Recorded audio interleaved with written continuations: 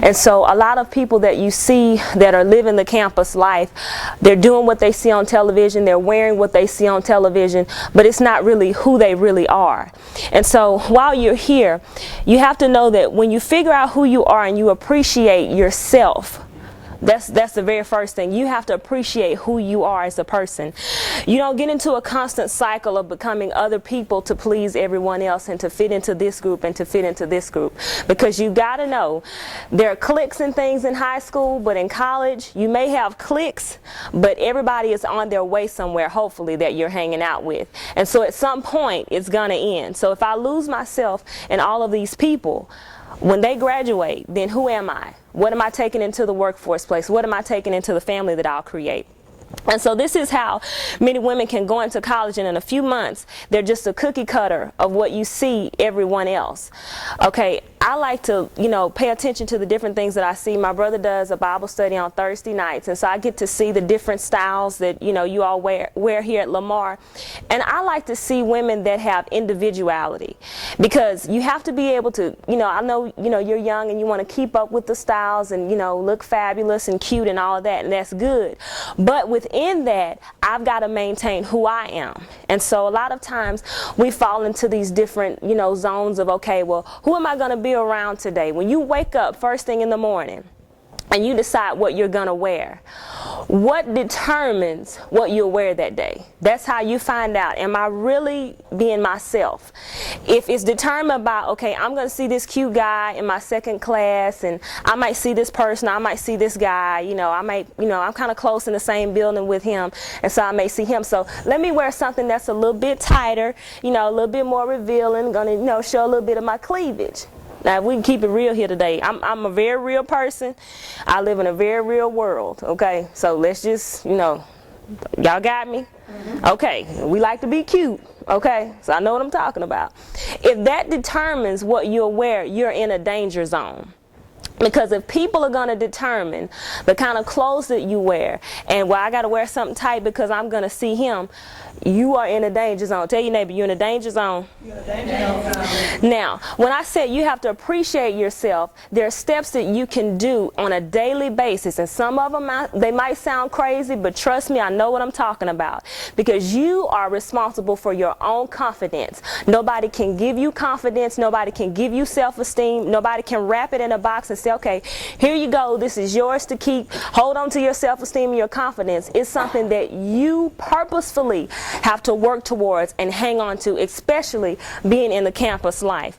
First of all, this is something that my brother always says, and it sounds really strange. You might feel like a cuckoo bird the first few times you do it, but you've got to talk to yourself in the mirror on a daily basis, every day.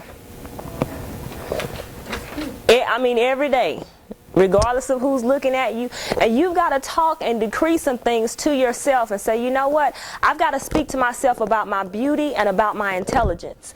That's how a lot of women can fall into pitfalls with men, because they telling you how fine you are and how cute you are, and oh, you're just so fabulous, and that's the first time that you've heard that.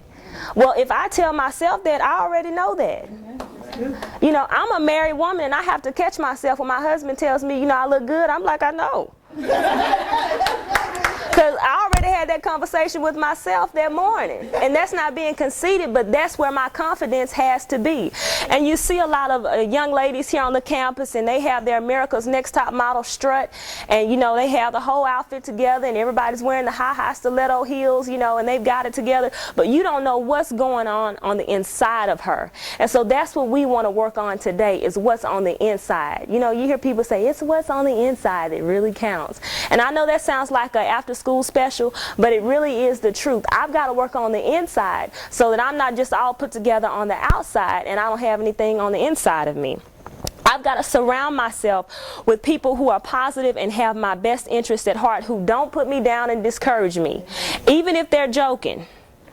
So that means we're going to have to look at the relationships and the friendships that we have in our lives and really, pay attention to what they're saying to you. Just take the next few days, and the people that you hang around, pay attention to what they say to you and take assessment of how that makes you feel.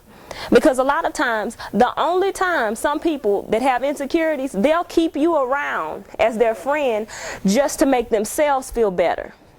Because a lot of people that have insecurities, that's what they do. They put another person down to make themselves feel better. And so I have to figure out, okay, am I just your little, trash bag that you're going to dump on me and talk about me and talk about my hair and, because you have people that actually do that. And you say, well, if somebody talks about you bad, why are you their friend? You would be surprised if you really pay attention at what people are saying. I had to get a girl, what was it, Brother Ramsey, maybe a week before my wedding. My very best friend from high school, and this was hard for me to do this, but I had to kick her out my wedding because she was not celebrating me. You heard Miss Black talk about celebrating yourself and being around people that celebrate you. That's so important. She wasn't happy that I was getting married. And see, I'd never seen that hater side of her. I'd never seen that because, we were just friends and, it never really had a chance to seep out. But immediately when I saw, okay, you're not happy for me. Okay, something is wrong here. So we don't need to be friends. You say, well, why'd you have to kick her to the curb out of your wedding? Because that's how serious I was about my confidence. And that's how serious I was about my destiny. And that's where you have to be. It's not about hurting people's feelings. It's about I've got to choose either them or me. And it's so important that you understand that. The friendships that you have today, if they're not healthy towards you, they're either going to help you or they're going to hinder you. There is no in between. Right. There's no such thing as, well, they're just my friend and, they don't really say anything to really hurt my feelings. Okay, but are they calling you to come to their room when you got to go to class? If you determined to go to church, are they calling you and asking you to go out of town with them to make you miss church? So you've got to look at those things because it might not just be well, I don't like you and I don't like what you're doing and I don't want you to succeed. They may never put their hand on their hip and roll their neck at you.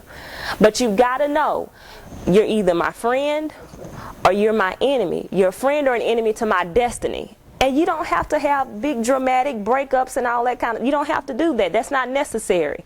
Because when you really mature and understand, I have a destiny, I have a purpose, I have a job here on the campus of Lamar University. I have a job to do. And either you're going to help me or you're going to stop me. And tuition is too high to be playing around with people. Thousands and thousands of dollars. And, you're not celebrating me. Okay, boo, I think I can, I have to chunk you the deuce.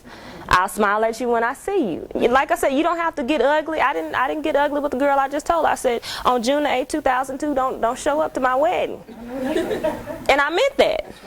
But that's how serious I was. Immediately when you find out that someone is not celebrating you and they're not happy for your success and they don't want you to succeed and they don't want you to believe that you're beautiful and intelligent, it's time to kick them to the curb. Right then. Don't wait. Okay? On Monopoly, they say, do not pass go, do not collect $200, go straight to jail, kick them straight to the curb, all right? You got it? And so you got to know I can't allow myself to get into relationships of compromise that damage my self-esteem and who I am. And you'll get into some relationships. Ms. Black was talking about some of the relationships. You'll get into some relationships where you have to really question, he's not that cute. Because for every cute man that you meet, trust me, it's one that's taller, it's one that's finer, it's one that can dress better. There always is. That's right. He is not the last one. My mama's at home, she's with the Lord, but she instilled a lot in me, and she used to tell me all the time, men are like buses.